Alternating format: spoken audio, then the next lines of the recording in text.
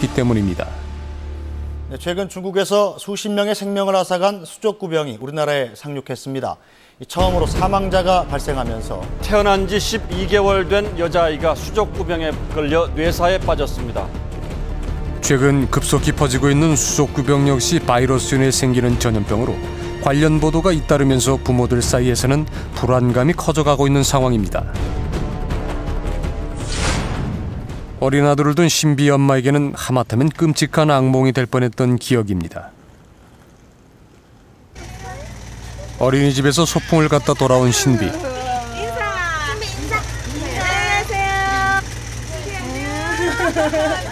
아유, 이제 혼자 돌리잖아. 다녀왔습니다. 22개월. 만으로 2살도 채 안 된 아들 신비는 벌써 2번이나 뜻하지 않게 병원 신세를 졌습니다. 어느 날 갑자기 찾아온 수족구병 때문입니다. 또 아파서 오는 거 아닌가?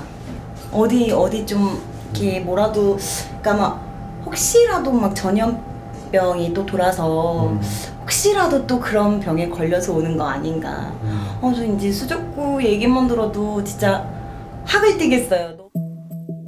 수족구병은 손과 발, 입에 발진이 생기는 병으로 대개 일주일이면 저절로 없어지지만 최근 심각한 합병증을 일으키는 경우가 늘고 있는데 신비도 바로 그런 경우였습니다. 신비 손 닦고 우리 손부터 닦자. 자,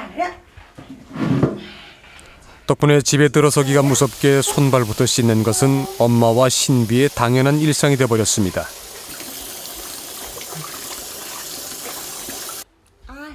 지난 4월 신비가 처음으로 수족구병에 걸렸을 때만 해도 엄마는 아이가 조금 심하게 병치레를 한다고 여겼다고 했습니다. 애가 침이 못 삼켜요. 침이 막 옆으로 막 다 흐르고 밤에 잘 때 비가 다 젖어요. 침으로. 그러니까 당연히 밥을 못 먹으니까 소변도 못 싸고.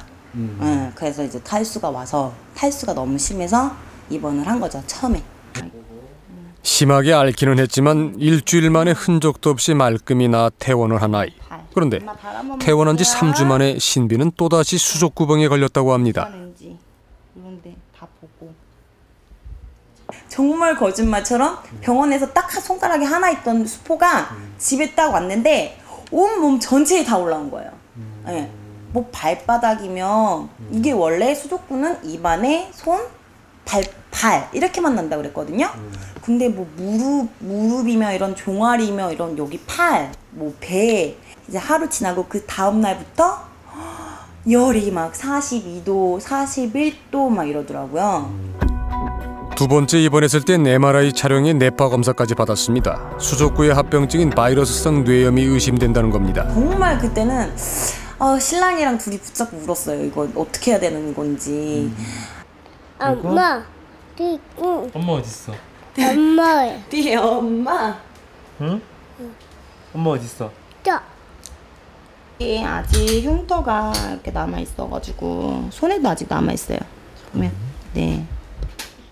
다행히 아이의 몸에 작은 흔적만 남긴 채 증세는 또다시 씻은 듯이 사라졌지만 아이가 언제 어떻게 수족구병에 걸리게 됐는지조차 모르다 보니 앞으로 어떻게 예방해야 할지도 걱정입니다. 그냥 동네 형들하고 형들이 노는데 그 물에 잠깐 꼈던 거 그게 다였어요. 네. 하루에도 여러 번 아이를 씻기고 옷을 갈아입혀보지만 불안한 마음은 도무지 가시질 않습니다. 이 때문에 최근엔 생활 방식도 달라졌습니다. 하도 이 바이러스가 무서워가지고 휴지통도 이제 여기다가 아예 다용도실에다가 딱 닫아버리게 이렇게 보관하고 있어요.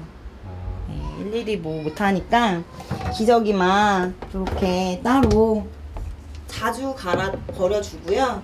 남는 거는 이제 어디서 왔다는 정확한 걸 모르기 때문에 차라리 그냥 감기 같은 경우는 내가 감기야 이러고 정확한 변명도 알 수 있을 뿐더러 내가 어제 좀 무리를 해서 몸살 감기가 왔어 이렇게 알 수 있지만 이 병 같은 경우는 뭐 이렇다 저렇다 왜 이럴까 저렇다 그런 거를 전혀 모르기 때문에 더 무서운 것 같아요. 올 들어 수족구병에 걸린 아이들은 서울에서만 400명이 넘습니다. 어린아이들이 온종일 단체 생활을 하는 보육시설들은 그야말로 초비상이 걸렸습니다. 아이들 중 누구 하나라도 수족구병에 걸렸다가는 같이 생활했던 아이들에게 빠르게 전염되기 때문입니다. 입에다가 갖다 대지 않고요. 가짜로 먹어야 돼. 가짜로 해야 돼. 진짜 입에 넣으면 안 되지요. 나쁜 병균 입에 들어가서 지혜야. 여기 병균 있죠? 계란이 나왔습니다. 계란이요. 입에는 진짜 넣지 말고요. 먹는 이렇게 흉내만 내는 거야.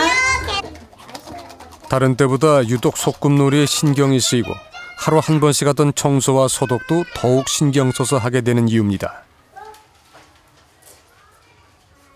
영아방 같은 경우에는 한 명만 발병이 돼도 영아방 같은 경우는 전체가 다 옮아요. 그래서 이제 그렇게 되면은 아무리 조심해도 사실 아무리 조심해도 이거는 좀 힘든 부분이 아이들 이렇게 물고빨고를 잘하는 친구들이 걸리거든요. 사실 그동안 유행하던 수족구병은 가볍게 앓고 지나가는 흔한 병이었습니다. 그런데 최근 국내에 유입된 바이러스는 전과는 다르다는 겁니다. 평소에 유행했던 수족구병이 비교적 약한 질병 경과를 보인다고 한다면 엔테로 71번은 유난히 독성이 강한 바이러스이기 때문에 무균성 내막염이나 아니면 뇌염 같은 것을 앓게 될 수가 있어서 그런 병을 앓고 난 다음에는 신경계에 합병증이 오거나 아니면 그걸로 인해서 사망이 가능한 것이 문제입니다.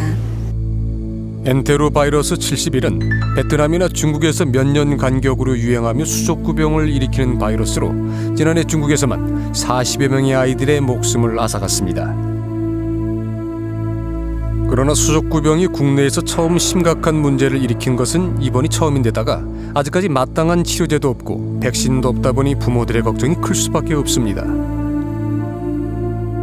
알 수 없는 바이러스, 그거에 전염됐다고 했을 때 어떻게 이제 뭐 법정 바이러스다 딱 해서 어떤 게 딱 정해져 있으면 그거에 대한 뭐 약이든지 뭐든지 이런 건 다 있을 텐데 알 수 없는 바이러스에 전염됐다라고 하면은 없잖아요. 아무것도 할 수 있는 게 없잖아요.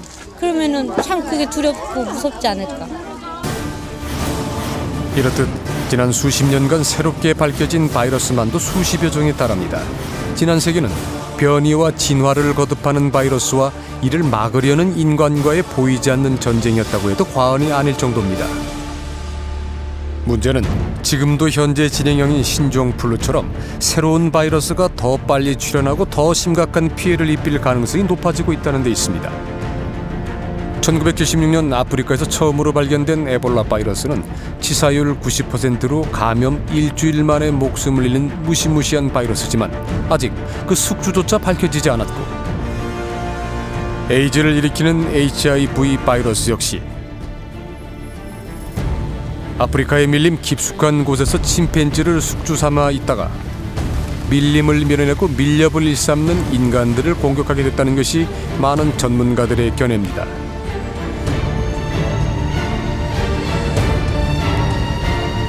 숲의 훼손이나 도시화 같은 자연 환경의 파괴가 가장 기본적인 원인으로 자리 잡고 있습니다. 그래서 그동안의